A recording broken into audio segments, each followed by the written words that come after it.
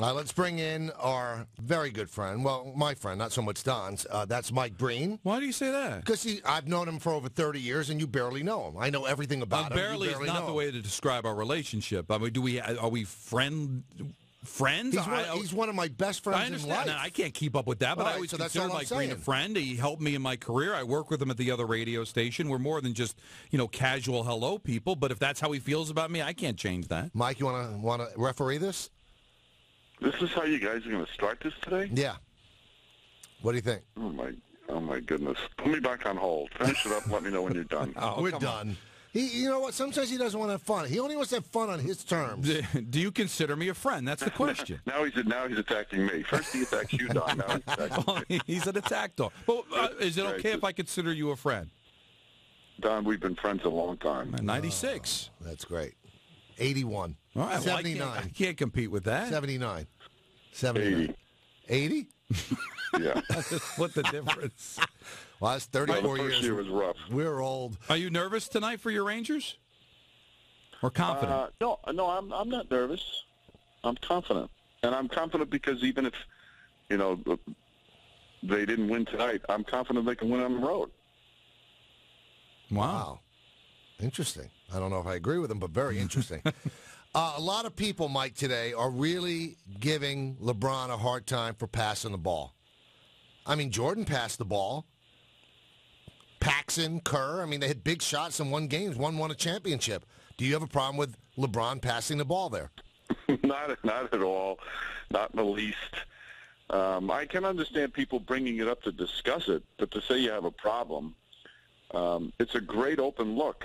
I think I'd rather have an open look from a guy who's been knocking down threes all playoffs. Although we have to give credit to George Hill because it looked at first like he was going to be wide open, and George Hill made a great second effort to get out and contest, and I thought changed a little bit of the shot. But no, I have no problem with it all. Hibbert was right there guarding the rim. There was another pacer right behind him. So, certainly he could have tried. Maybe he would have gotten fouled. Maybe he would have put it in, but he always makes the right play. I have zero problem with him making that pass. Does he make that decision if it's Game 7? Oh, that's hard to say. That's a tough one. You'd have to ask him. I think he would. I think he would choose to pass to an open teammate for an open jumper rather than go at two players who are guarding him in a heavily contested shot. I think he would probably do that every time. We also had some fun earlier, and I just want to get your take. I don't have a problem, Mike, with Lance Stevenson blowing in his ear. Is it the most sportsman thing to do? No, but he's trying to get him out of his game, and the guy's the greatest player in the world. Do you have a problem with what Lance Stevenson did? Yeah, I think it's unprofessional, and it's immature. And him going over, I know players do this. Stevenson's certainly not the only one to do stuff like that. Stevenson's not the only one that, goes into another opponent's huddle. Rajon Rondo did that a bunch of times. I just think it's unprofessional. I don't think there's any need for it. I think there are other ways to get into a guy's head. I do agree with what he said about, the talking that goes back and forth. That's part of the game. If it's done between the two of them. But when you start demonstratively doing it for all the world to see and then talking about it like that, then I think it's like enough. I go back to last year where the Heat played the Spurs in the finals in one of the most thrilling NBA finals of all time.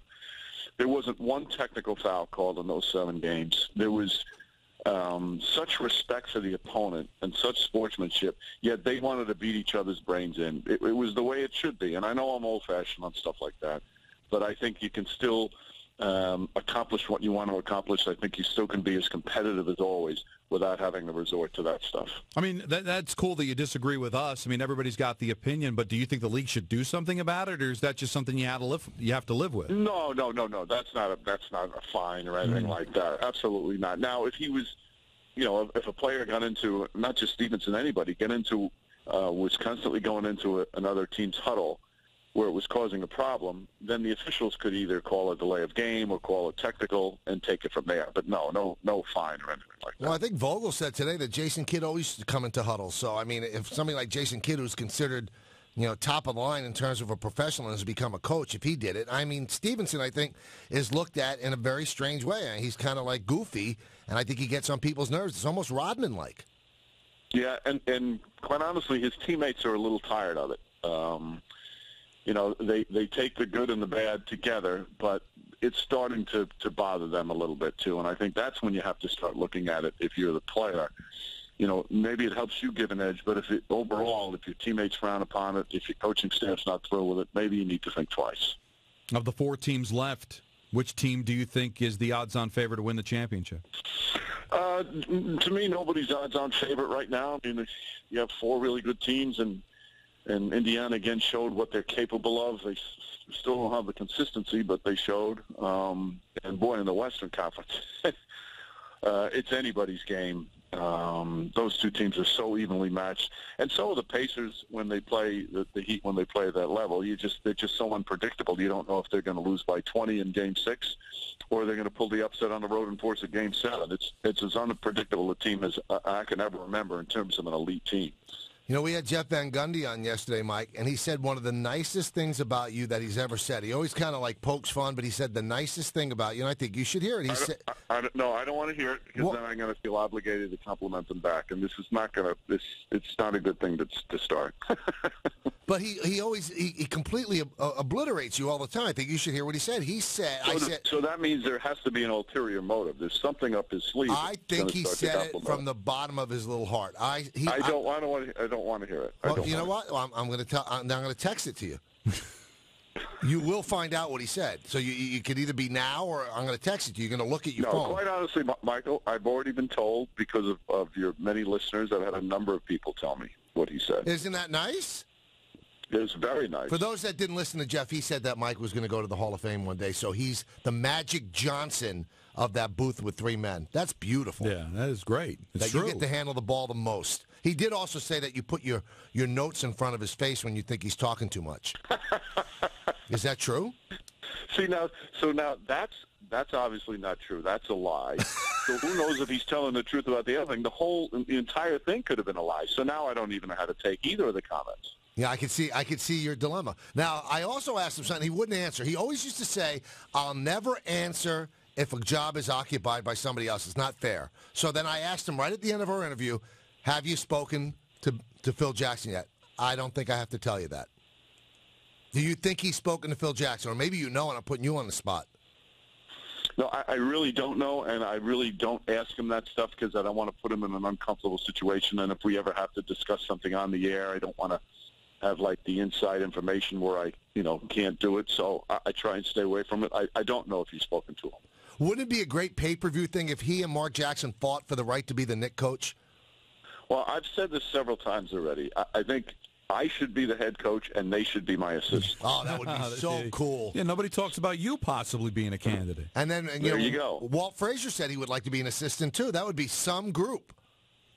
I'd be glad to have Clyde be my assistant as well, too. Just got to keep promising. You guys today. There's a lot wrong with us. Don's going to the Garden soon. I know. He's got to be pumped. Are you going to the Garden? I'm going. No, I'm in Miami. Oh, so you're not going to the Garden. Oh, so tough. So you're going to Prime 112. No, I'll be watching the game in my hotel room. Really? Prime 112 has free bacon at the bar. They do. Oh, it's the best. Come on, he knows that. He lives there. Miami's been in the finals 18 years in a row. He lives there. He might have his own table. Yeah, he might. He's got a condo on South Beach. Mike, we always appreciate having you on. Well, thanks for having me on. You don't seem very happy today. Yeah, what's the matter? You sound a little tired. You know what? I think he's nervous about tonight. I think he is. He doesn't get nervous. He's rooting for the Mets. How's he going to get nervous about the Rangers? Well, we'll go for 3 in a row tonight. You going to watch the Met game, too? I've got 3 games to watch tonight. You're the best. He is. You really are. You're really, really the best. I love you. I consider him a friend. I consider him a better friend than you do. Everything's a competition, Mike. You realize that? He wins. Oh, he wins the friend face-off. Bye, Mike.